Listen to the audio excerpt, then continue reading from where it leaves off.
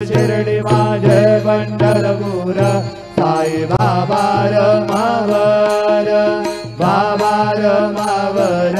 साई बाबा रमावर शुद्ध भक्ती चंद्रभागा भाव पुंडलिक जागा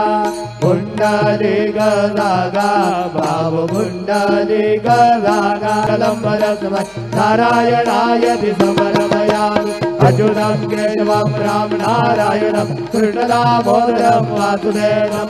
श्रीधरं माधवं गोपिकावल्लभं जानकी नायकं रामचन्द्रं भजे हरे राम राम राम हरे हरे हरे कृष्ण कृष्ण कृष्ण हरे हरे श्री